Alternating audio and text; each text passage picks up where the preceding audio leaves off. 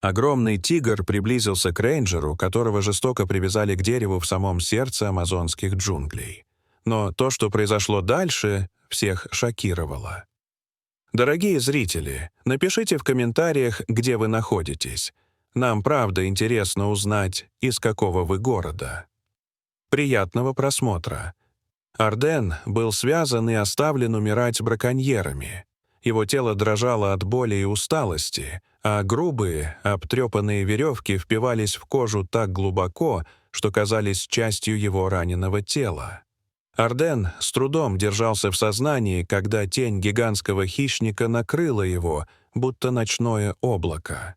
Тигр остановился всего в нескольких шагах, и его теплые янтарные глаза пристально наблюдали за человеком, совсем не моргая. Воздух вокруг словно сгустился, наполненный тревожным, давящим молчанием.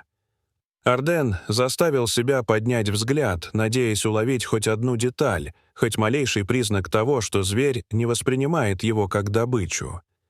И тогда он заметил длинный, неровный шрам, пересекающий плечо тигра, след той самой почти смертельной раны, которую Арден когда-то зашил собственными руками в своей маленькой хижине, спасая измученную тигрицу и принесенного ею раненого детеныша. Перед ним стоял тот самый зверь, выросший, окрепший, исчезнувший затем в чаще на долгие годы. Тигр слегка переместил вес с одной лапы на другую, перевел взгляд с лица Ардена на туго стянутые веревки, прижавшие его к дереву. Он наклонил массивную голову, и темные полосы на его мехе метнулись по влажной земле. Из глубины его груди поднялось низкое, глухое рычание. Не угроза, а скорее приветствие, смутное, но узнаваемое. Осторожно вытянув морду, тигр коснулся веревки, а затем отступил, будто прикидывая, как подступиться к узлам. Арден попытался сказать хоть что-то, и из пересохшего горла сорвался хриплый, слабый звук. «Это я, Арден», — прошептал он, надеясь, что зверь его поймет. Тигр приподнял ухо, едва заметный жест, но достаточный, чтобы вселить в Ардена крошечный огонек надежды. Затем хищник начал действовать. Лапами, слишком крупными для такого кропотливого дела, он осторожно подцеплял толстые пряди каната, избегая задеть кожу человека. Это выглядело почти неправдоподобно. Каждое движение предельно точное, сосредоточенное, будто он помнил, как когда-то сам лежал под руками Ардена, ощущая ту же осторожность. Но внезапно тишину джунглей прорезал надрывный вой. Вдалеке, между переплетенных деревьев, показалась стая одичавших волков, хищников, которых браконьеры специально выпустили для забавы. Их тощие тела были напряжены, глаза пылали голодом и яростью. Они учуяли запах слабого человека и другого зверя, и этого было достаточно. Тигр мгновенно поднял голову. Рывком переключился с узлов на приближающуюся угрозу. Главная волчица, крупная и израненная, первая сорвалась с места, задавая тон нападению. Перед тигром встал жестокий выбор — закончить освобождение человека или встать между ним и смертью. Стая мчалась слишком быстро. За считанные секунды напряжение вокруг превратилось в готовую взорваться бурю. Тигр не медлил. Он шагнул вперед, заслоняя Ардена собой, расправил плечи и издал рев такой мощи, что земля дрогнула. Это был не вызов к схватке. Это было предупреждение, последнее и беспощадное. Волки отшатнулись, но голод тут же вытравил из них страх. Они начали окружать тигра, пытаясь воспользоваться численным перевесом. В следующую секунду началась схватка. Пыль взметнулась, воздух наполнился рычанием и визгом. Мелькали когти, зубы, полосы рыжей шерсти. Один из волков прыгнул, но тигр ударил его лапой в воздухе и отбросил в сторону. Он двигался стремительно. то разворачивался, то бросался вперед, удерживая стаю на расстоянии, каждым прыжком прикрывая не только себя, но и Ардена. Арден наблюдал, беспомощный и охваченный ужасом, чувствуя, как сердце гремит в груди.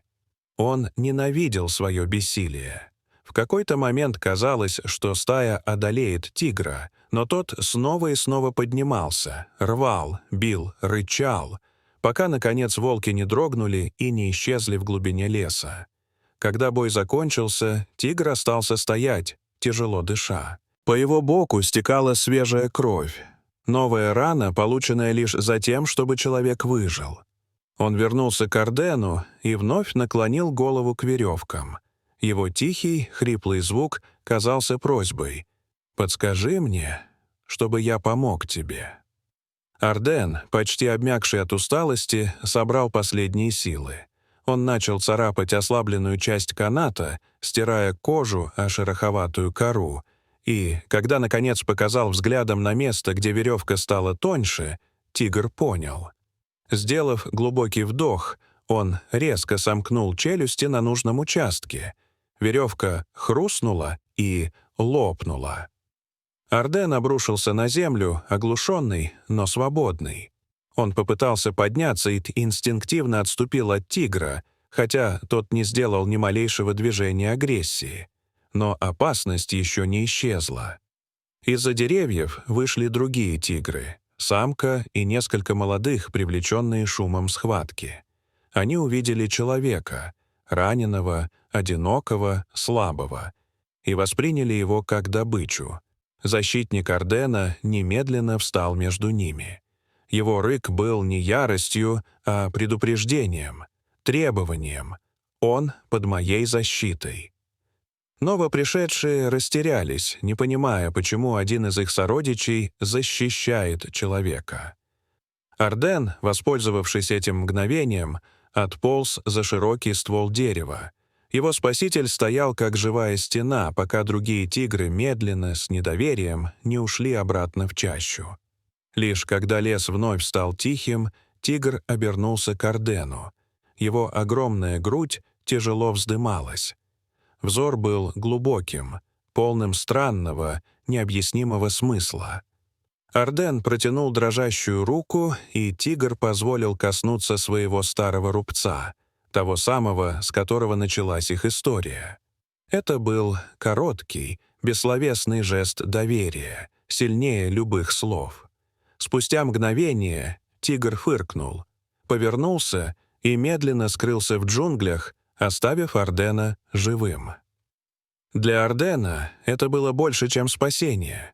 Это было доказательство того, что добро, совершенное без ожидания награды, возвращается неожиданным образом. Дорогие зрители, что вы думаете об этой истории? Расскажите, пожалуйста, в комментариях. А если вам понравилось это видео, то ставьте лайк и подписывайтесь на наш канал. До свидания.